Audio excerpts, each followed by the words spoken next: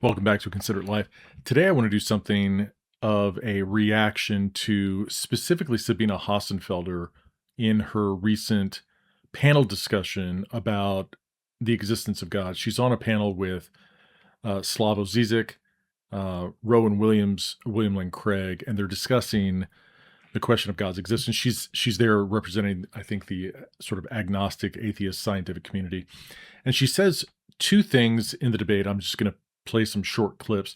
Two things in the debate, one of which is actually pretty insightful in the beginning, and then one of which that highlights or demonstrates this sort of myopic view from the physical sciences about the questions of God, but also broader questions of philosophy and metaphysics. So this is going to be a relatively short reaction slash lecture. So let's jump into it.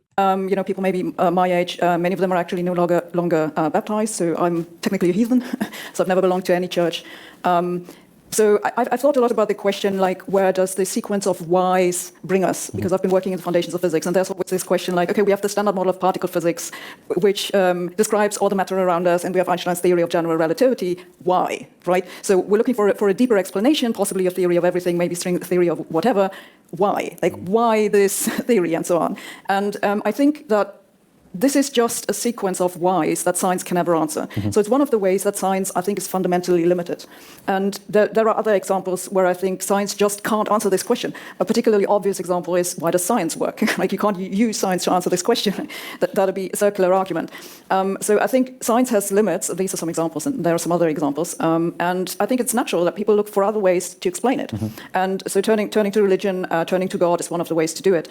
Now, Okay, that's a good place to stop, because Sabina has thoughtfully understood that science itself has limitations. She says that we have the standard model of particle physics, and then we have general relativity, and then we're asking, maybe we're searching for a theory of everything, a maybe string theory will do that. But then she says that because science has these limitations, it will then turn to things like religion or to the notion of God. I want to pause there, because as reflective as Sabina is in this moment, there's a moment later on, I think she's reacting to one of Bill Craig's evidences for the existence of God, and she calls his kind of reasoning, his sort of metaphysics that he's laying out, mumbo jumbo. Right. First of all, like, we can have a long discussion about whether this was actually the case. There are a lot of physicists who disagree with this, for example, Roger Penrose. But let's just go with it. So it must have come from something, okay, and that something was timeless. It might also have been spaceless. I'm not sure exactly what that would mean. And physicists have theories for all of this. As I'm sure you know, we have theories without space. We have theories without time. We have, many different ideas of how time itself started at some point. So I understand that starting is kind of a weird way to talk about something. It's more that there's kind of a boundary before which there was no time, and then afterwards we have time. Actually, in some of those approaches, we don't even have causality. Like, causality itself is something which only comes into being somehow. And so we can describe all of this mathematically. I'm not saying that it's correct, okay? I'm just saying theoretical physicists have a lot of ideas about how the universe might have begun, and they don't need some kind of conscious mind or an omniscient being or something. It's just unnecessary. Okay. So I just want to take a moment to reflect on Sabina's understanding that science has its own has limitations, and read some sections from A.F. Chalmers. What is this thing called science? Chalmers is a philosopher of science working in New Zealand at one point. He says this: if scientific laws are assumed to apply outside as well as inside of the experimental situations, then laws cannot be identified with the regularities that are achievable in experimental situations. The regularity view of laws will not do. There's a straightforward way out of the problems with this idea that, of a law that we have so far discussed. It involves taking seriously what is implicit in much common sense as well as science, namely that the material world is active. Things happen in the world of their own accord. They happen because the entities in the world possess the capacity or power or disposition or tendency to act or behave in the way they do. And then later on, he refers to Aristotelian understanding of act and potency. He says, once we admit such things as dispositions, tendencies, powers, and capacities into our characterization of material systems, then the laws of nature can be taken as characterizing those dispositions and tendencies, powers, and capacities. And then finally, what is more, however much philosophers may be adverse to dispositional properties, scientists systematically invoke them in their work and would be incapacitated without them. So my point in reading Chalmers is that there's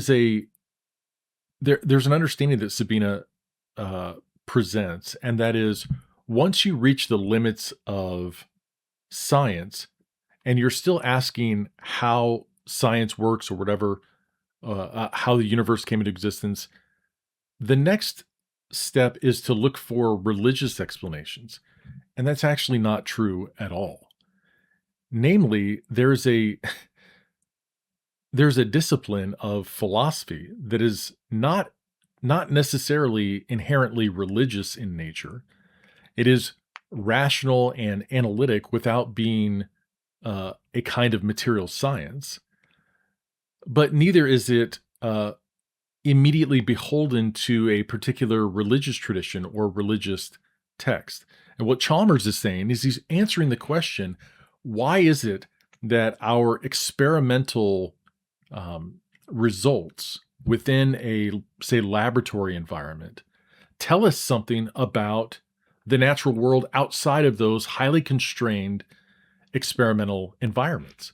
And the reason is that things have natures, and those natures are captured by what he calls powers, dispositions, capacities, the ability to do something, the ability to act or be acted on in particular ways. It's what makes the difference between water and alcohol, or a giraffe and a lion.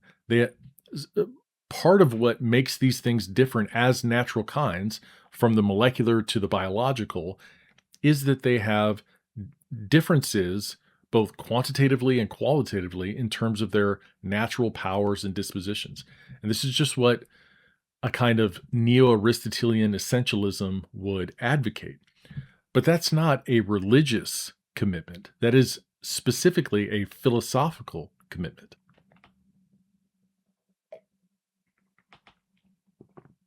Now, if you watch the entire debate, they move from a broader theistic science to, and I think Bill Craig does this intentionally with Zizek. He moves into evidences from New Testament scholarship for the resurrection, and I think it's when faced with more specific religious historical claims that Sabine pushes back. But sort of capitalizing on the first point, and that is that Sabine, but scientists in general, typically ignore philosophical categories.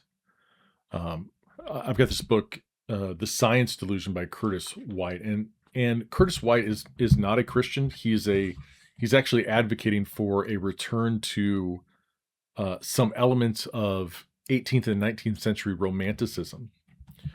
But I'm just gonna take two summary quotes from the beginning of the text, and you'll get a sense of the flavor of White's work. He says this on page 18. In short, there's an unacknowledged system of extra scientific value at work that science refuses to take responsibility for, either because it's unaware of the presence of the system or because it doesn't wish to disturb its own dogmatic slumber. Now, in pointing to elements of romanticism, White is going to focus on value, specifically aesthetic value.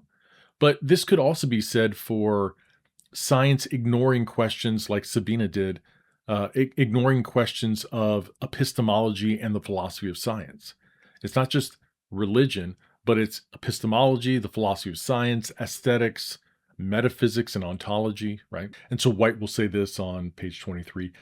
In short, science operates within a matrix of familiar aesthetic values that, while not necessarily religious, they are entirely extra scientific, and it seems to be entirely blind to the fact. You might think that this would be the place where a little philosophical inquiry could help out, some aesthetics, but you would be wrong. For science, the only thing deader than God is philosophy. In The Grand Design, Traditionally, these are questions for philosophy, but philosophy is dead. Philosophy has not kept up with modern developments in science, particularly physics. So I read the Chalmers quote to give the audience a window into a very introductory approach to the philosophy of science. There is a discipline that is wholly a-religious, that deals with the nature of science, why science works. It's the question that Sabine asks that science can't answer. And she says maybe this is the point at which people turn to religion. But that's not the case. There's an entire discipline of philosophy, philosophy of science, epistemology, all of these things. The Curtis White book, The Science Delusion, is another non-religious blanching at the kind of hubris that science has taken on in culture. Now, individual scientists may be religious or a-religious.